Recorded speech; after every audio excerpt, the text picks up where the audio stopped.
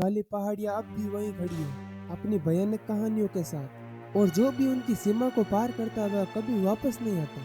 ये कहानी एक छोटे से गांव की है जो चारों तरफ से काली पहाड़ियों से घिरा हुआ है। इन पहाड़ियों के बारे में लोगों का कहना था कि वे श्रापित हैं। किसी को भी पता नहीं था कि इस श्राप का कारण क्या है, लेकिन गांव के बुजुर्गों के अनुसार जो भी इन पहाड़ियों को पार करता है वह कभी वापस नहीं आता।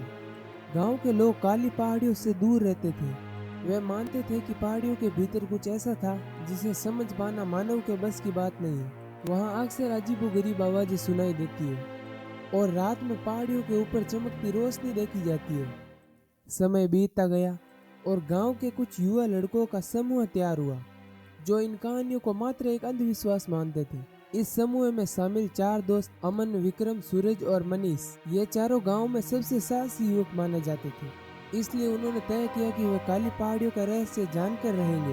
एक दिन चारों ने पहाड़ियों के भीतर जाने की योजना बनाई। उनके दोस्तों और परिवार ने उन्हें मना करने की कोशिश की, लेकिन वे निर्णय पर अडिग थे। वे मानते थे कि गांव की इन पुरानी और रहस्यमय कहानियों को वे झूठा साबित करेंगे।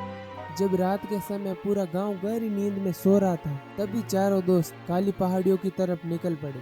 पहाड़ियों के करीब पहुंचते ही उन्होंने एक अजीब सा सन्नाटा महसूस किया, मानो वहां की हवा ठहर गई हो। आसमान बादल से छाए हुए थे और चांद की रोशनी पहाड़ियों पर पड़ रही थी, जिससे वे और भी डरावनी लगने लगी। जैसे ही उन्होंने पहाड़ियों के अंदर कदम रखा, वे घने जंगल में पहुंच गए। जंगल में घुसते ही उन्हें चारों तरफ से अजीब सी आवाजें सुनाई दी, जैसे किसी के आने का स्वागत हो रहा हो। लेकिन उन आवाजों में एक अजीब सी खिंचातान थी जो उनके दिलों में डर पैदा कर रही थी।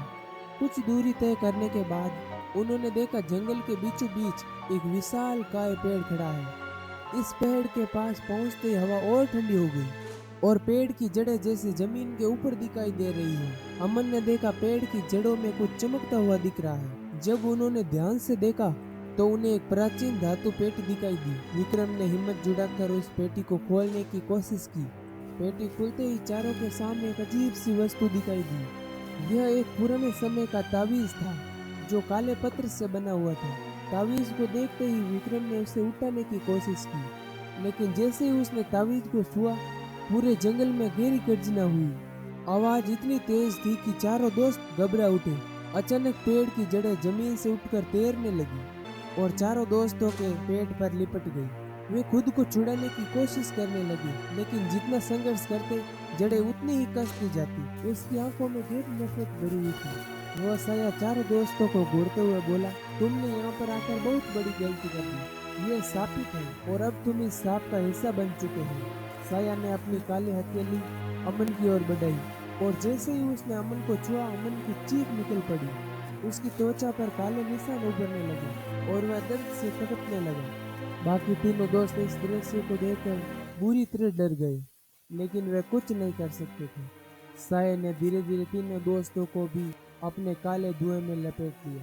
उनकी चीखें पूरे जंगल में गूंज रही थी, लेकिन वहाँ कोई नहीं जो उनकी मदद कर सके। आखिरी बार उनकी आंखों में भय और पश्चाताप का भाव था और फिर वे पूरी तरह अंधकार में समा गए। सुबह जब गांव के लोग उठे तो उन्होंने देखा काली पहाड़ियों के ऊपर एक अजीब सी धुंध छाई हुई है।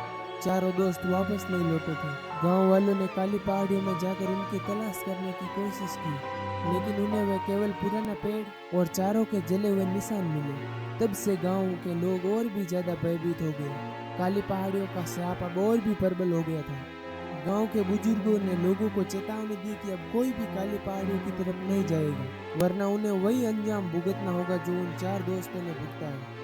काली पहाड़ियाँ अब भी वहीं खड़ी है अपनी भयानक कहानियों के साथ, और जो भी इसकी सीमा पार करता है वह फिर कभी लौटता नहीं। तो दोस्तों, अगर आपको इस काली पहाड़ियों के रहस्य का पता करने का मौका मिले तो क्या आप यहाँ पर जाएंगे?